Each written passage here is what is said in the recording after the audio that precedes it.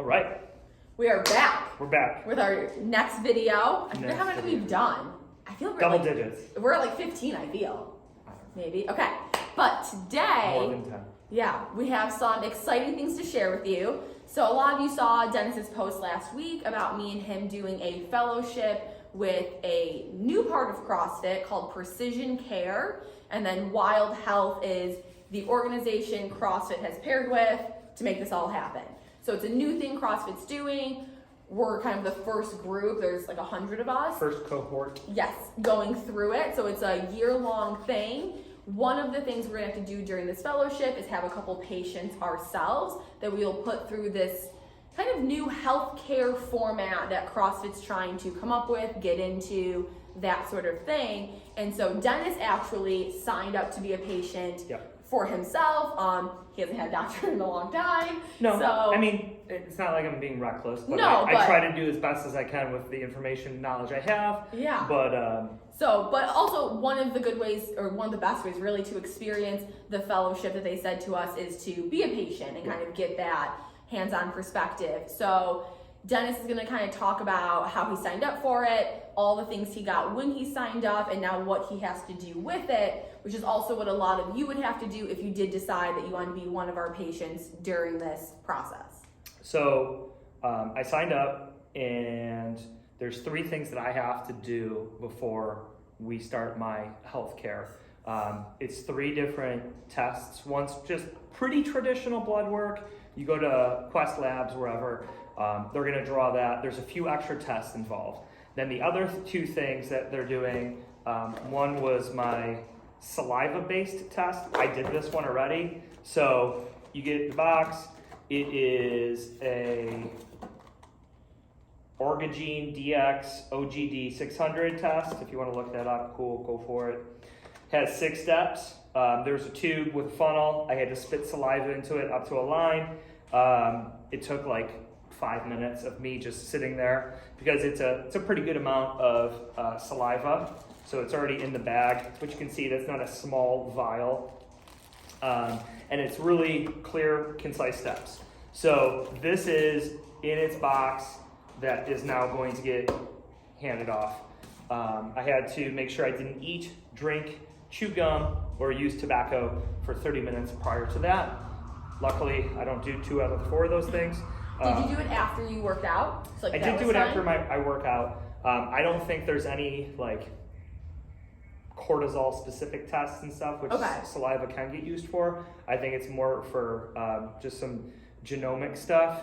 And then I have this True Diagnostic blood collection kit. And so you might have saw me already sanitize my hands. And so we're gonna do this one right now.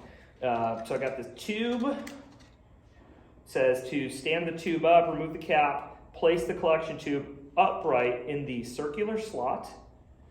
This helps prevent accidental spills. Do not stop or change treatment, blah, blah, blah. Wash the hands and prep. Okay, did that. Thoroughly dry.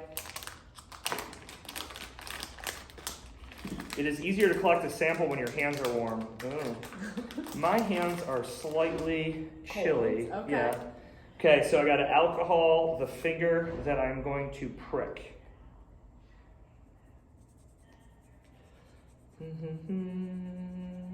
Let the skin dry again.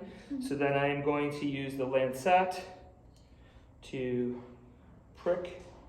So twist lancet to remove the blue cap, align it with your chosen fingertip, press firmly down to activate the lancet's internal spring. Expect resistance before it activates. This will puncture the skin. Wipe away the first drop of blood with the dry gauze pad. Tip, the side of your fingertip has fewer nerves than the center of the pad. This may help. I already knew that. See, I am a real doctor. I don't just play one on TV. Okay, that's pretty dry. Oh, and they give you a Band-Aid? Oh, they give you 2 of those? Well, no. Yeah, maybe, in case you mess up. Twist top to remove the blue cap.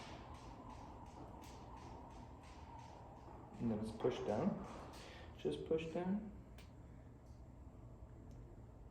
Okay. Wipe away. Is that going to bleed enough? That's why they give you 2.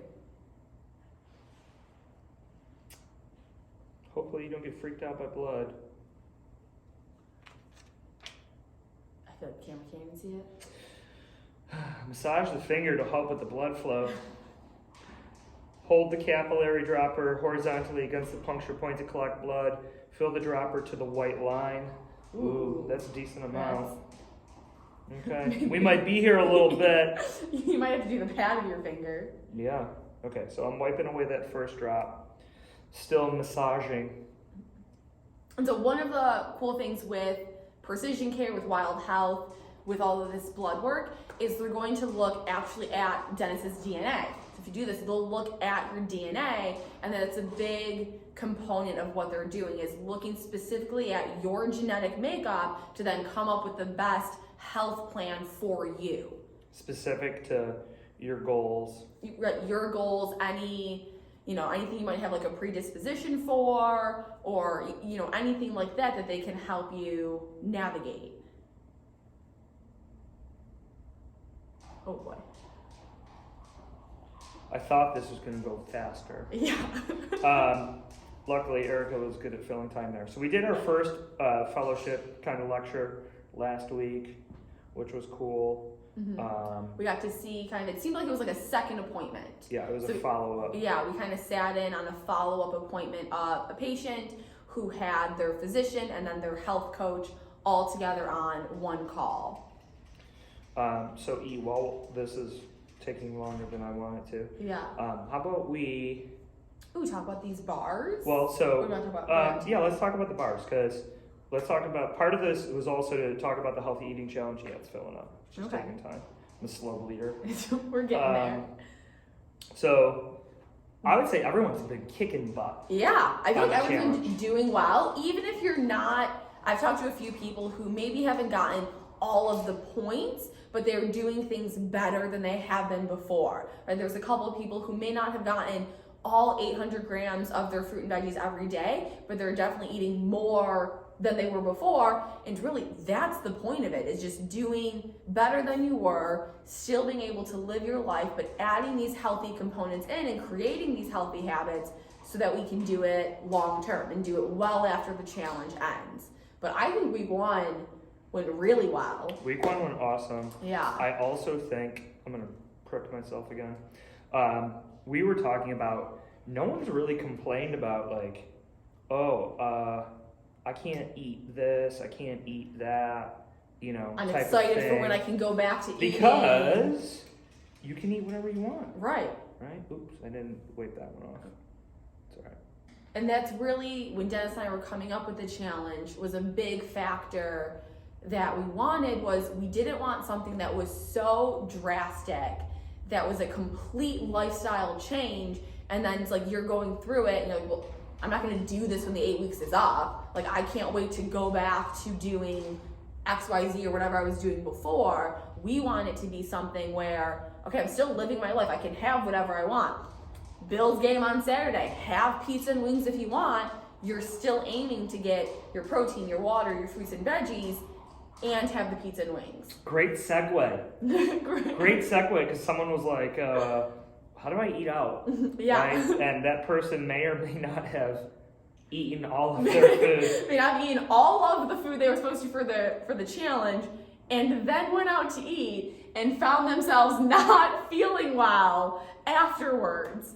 So, I know in general, if you're following any sort of diet, you're doing a healthy living challenge, whatever, going out to eat might seem like a struggle. And, sometimes I'm definitely someone who does it often, where it's like I use going out to eat as an excuse to eat bad or just eat foods that I don't typically have, With this challenge, going out to eat, definitely go out to eat, right? We're still living our life. We're still doing things we would normally do, just trying to make better choices.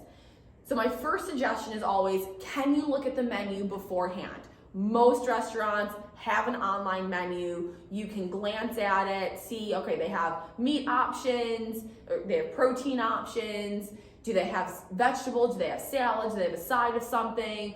Awesome, I can still get some of those things that will go towards the challenge, right? So you don't have to eat all of your protein, all of your fruits and vegetables before you go out to eat. You can incorporate those into that meal at the restaurant. Maybe if you're going to a place that doesn't have like a good vegetable option, it might be a good idea to eat that ahead of time. Yeah. But I definitely would not crush on my protein. Yes. Right? Because I think protein is, I mean, every restaurant's going to have protein, you know? I mean, even if you go to a vegan restaurant, they'll have something on the menu. Unless it's a dessert place. That has, well, yeah, then. I'm using this method. Okay. This is what we're going to do.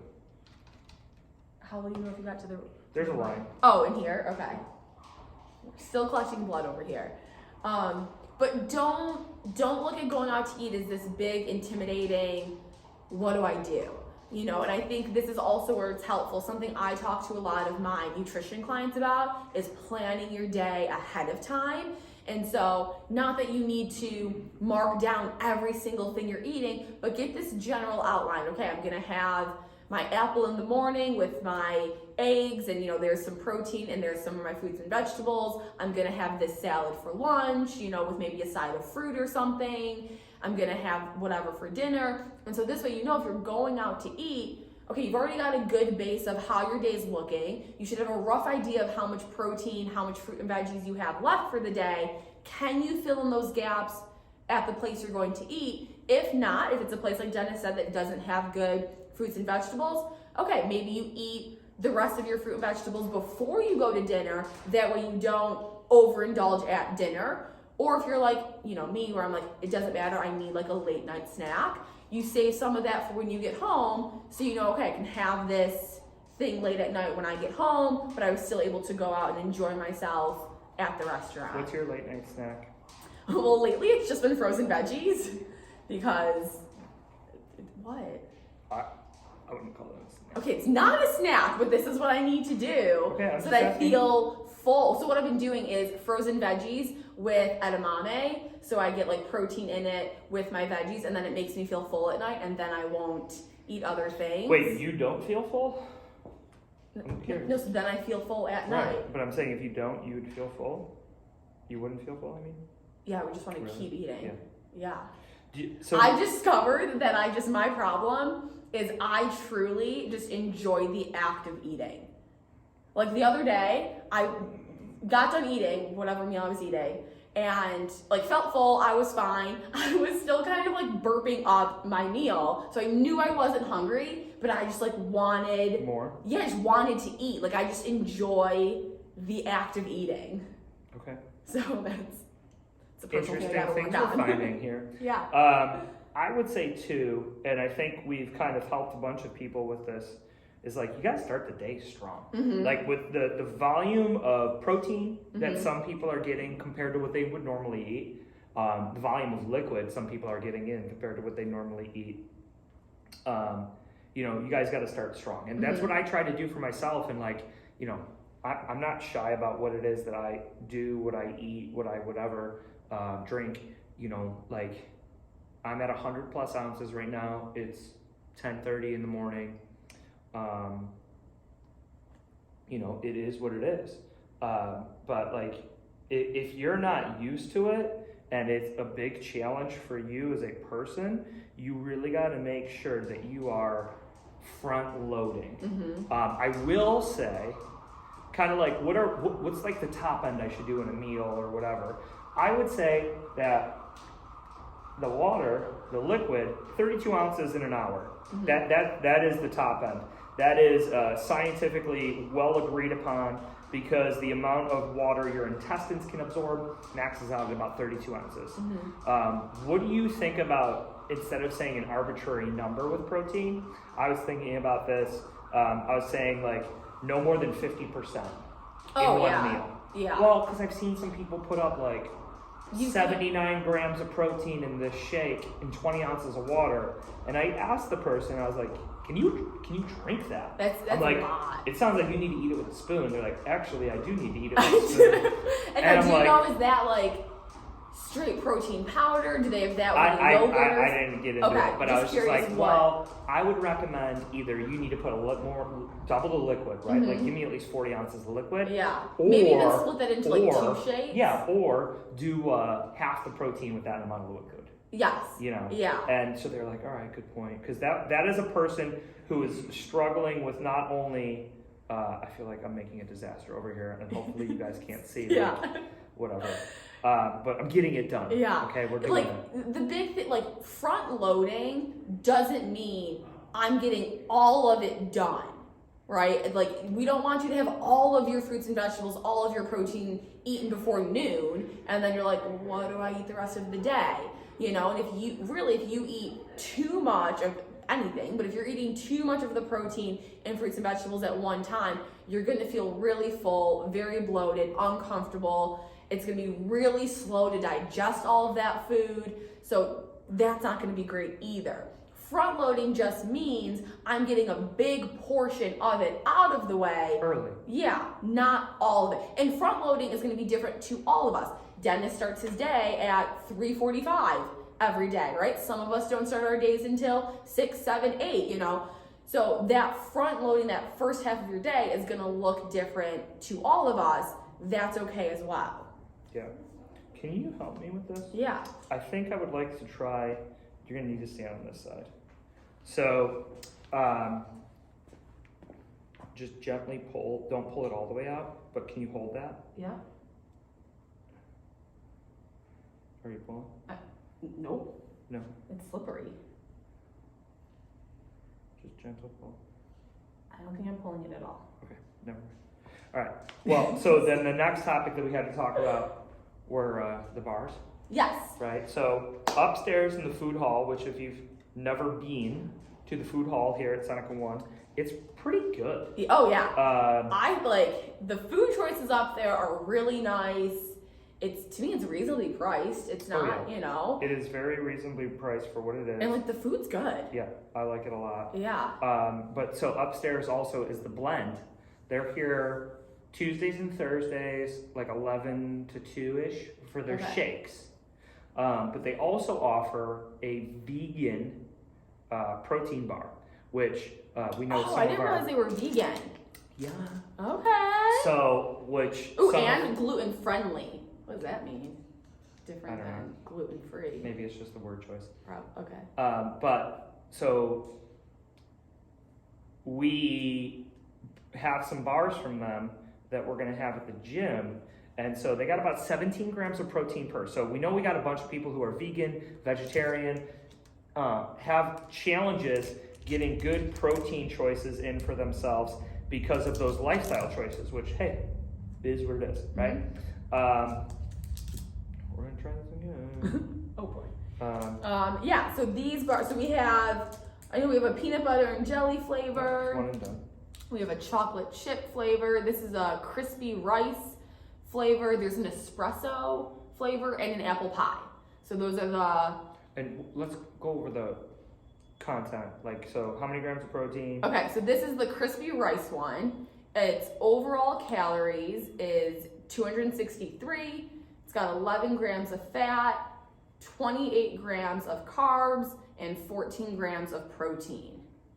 That one has 14? This one has 14. The peanut butter and jelly is 14. The chocolate chip is also 14. I don't know why I thought 17. Maybe there was a different one that had 17. There might maybe like the apple pie one or something. But so decent option. And if you go upstairs and you get one of their shakes, they do have vegan options for those as well. And they have about a half a cup to a cup of fruit in each one. So I think it was like 100 to 200 grams of fruit. The bars, I do not know the answer to that as to how much there is in those. Oh, and so, each one, the first ingredient is peanut butter for all of these. So decent option, right? And the nice thing, I'm like looking at these, like the nice thing is there's not a ton of ingredients. So like when you're buying something that's prepackaged, that's always a nice thing if you're trying to make like a better choice with like a bar or any like sort of prepackaged thing. The fewer ingredients, the better. And even better if you're able to pronounce all of the ingredients. If there's words on there that you're like, I don't know what this is, maybe we avoid that one. Well, it also depends on how good your command of the English language is. Well, yeah. But these all seem to have pretty simple ingredients, not a lot of them, really good like macronutrient breakdown. So yeah, we will start having these at We have the them. gym. Well, We we have have them, yeah. And see how you guys like them. What else? What else do we have? We talked about going out to eat, Yep. doing this. If you are interested in the, being a patient for the fellowship, we should be getting more information soon. Yes. Like maybe today. We have our Zoom meeting today, so we should have more information, and then we can let all of you know how you sign up, the cost of it, what we need to do, and then we can get you guys going. So remember, last week we did the mobility challenge. This week we're doing the reading. Yep. So 10. Reading or listening. 10 Yeah. pages, 10 minutes, right? Yep. Okay. And again, those are designed to just give you things to help you mitigate, manage stress, and continue to feel better. Mm-hmm. Okay. So with all of this stuff, what we're hoping for is this like a long-term positive benefit that doesn't just stop because we're not asking you to continue to do it. Right. Right. I would hope that after this challenge is done, even if you continue doing one of these things, that's great. You've built a new habit. You started doing this new thing that's going to benefit you in a great way. That becomes easy. We don't really have to think about it anymore. And then you can focus on adding in those other habits as well. But that's the goal, is that we don't want you to get done with this challenge. And at the end of 8 weeks, now 7 weeks, you're like, oh, thank God that's over. I can't wait to go back to doing, whatever it was before. We want at least one, if not more, of these things to be like, I can keep doing that. I feel really good. Let's keep doing it. Right. I think that's all we got for today. Cool. Yeah. So if you guys have questions about whatever, again, the stuff that we're talking about in these videos, it's content that if you guys don't give us direction, we're going to talk about what we want because we think it's going to be helpful. So if there is topics that you would like to hear about, questions that you have, challenge, non-challenge regarding, whatever, doesn't matter, let us know and we will make it happen. Yeah. All right. See you next week.